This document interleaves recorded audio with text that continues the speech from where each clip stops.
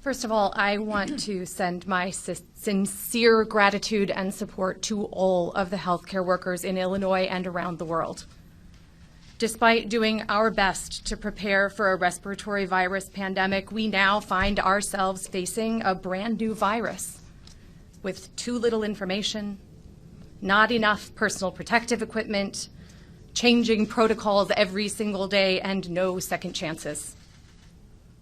The University of Chicago Medicine and every other hospital in the state has been and is working very closely with our public health departments. Without these partnerships with each other and with public health and the CDC, we could not have made it this far, and we will not get much further. And so I also express my gratitude to everyone working in public health. All of us in the field of infectious diseases and the public health community are united in our efforts and agree with this course of action. I've spoken with many of my colleagues across the city and the state, and we all acknowledge that this is the only way forward. This virus is unforgiving. It spreads before you even know you've caught it, and it tricks you into believing that it's nothing more than a little influenza. For many of us, it may not be much more than the flu. And so it could be very confusing as to why schools are closed, restaurants are shuttered, and now the virus is taking what's left of our precious liberty. But the real problem is not the 80% who will get over this in a week. It's the 20% of patients, the older, those that are immunocompromised, those that have other medical problems, who are going to need a bit more support, some oxygen, or maybe a ventilator, life support. We do amazing things like this to save patients in our American hospitals and across the world every single day, but we can't take care of everyone at once. And we can't keep that low mortality promise if we can't provide the support that our patients need. Our healthcare system doesn't have any slack. There are no empty wards waiting for patients or nurses waiting in the wings. We barely even have enough masks for the nurses that we have. Looking back to the last time we were limited tools and having a dangerous infection spread quickly was the beginning of the 1918 pandemic. 2 cities in America made different choices about how to proceed, and when only a few patients were affected. St. Louis shut itself down and sheltered in place. But Philadelphia went ahead with a huge parade to celebrate those going off to war. A week later, Philadelphia hospitals were overrun and thousands were dead, many more than in St. Louis. This is a cautionary tale for our time. Things are already tough in Illinois hospitals, including mine. There's no vaccine or readily available antiviral to help stem the tide. All we have to slow the spread is distance. Social distance. And if we let every single patient with this infection infect 3 more people, and then each of them infect 2 or 3 more people, there won't be a hospital bed when my mother can't breathe very well, or when yours is coughing too much. So in my house, we've made a lot of sacrifices. We don't go out anymore. This is the first time I've left my house in some days because I'm leading our efforts and emergency planning from my home. My son has traded in sports, a science conference, and the 5th grade bake sale for puzzles, e-learning, and some video chats.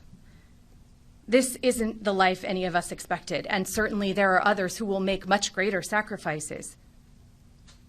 And there are many more disappointments to come. But this isn't going to be forever, like the governor said. It will last longer than any of us want it to. But in the end, we will look back and see it as just a piece of what happened in our whole lives. And we have to remember that. How can soccer or book club be so dangerous? Why ask so much of people for just a few hundred cases? Because it's the only way to save those lives. And now is the time. Because the numbers you see today in the news are the people that got sick a week ago. And there are still people today who got sick today who haven't even noticed that they've been sick yet. They picked up the virus, and it will take a week to see that show in our numbers. Waiting for hospitals to be overwhelmed will leave the following week's patients with nowhere to go. In short, without taking drastic measures, the healthy and optimistic among us will doom the vulnerable. We have to fight this fire before it grows too high. These extreme restrictions may seem, in the end, a little anticlimactic, because it's really hard to feel like you're saving the world when you're watching Netflix from your couch. But if we do this right, nothing happens. Yeah. A successful shelter in place means that you're going to feel like it was all for nothing. And you'd be right. Because nothing means that nothing happened to your family. And that's what we're going for here. Even starting now, we can't stop the cases from coming fast and furious, at least for the next couple of weeks and in the short term.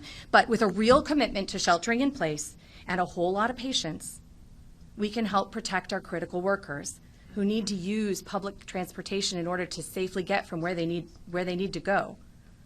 We can give our factories time to ramp up production of all that PPE so that we have enough masks to last. And we can make more medications and learn more about how we can use them to help save more lives. Even a little time makes a huge difference. It will take more than a week to start seeing the rate of increase slow down. And that's a complicated thing to say. It'll take even longer to see the rate come down and see it slowing and infections going down. So please don't give up. I've lived in Illinois my entire life. And I know we'll get through this together and find a way back to the life that we used to live. Public health and hospitals have been working hard for a long time, and now it's your turn to do your part. A huge sacrifice to make, but a sacrifice that can make thousands of differences, maybe even a difference in your family too.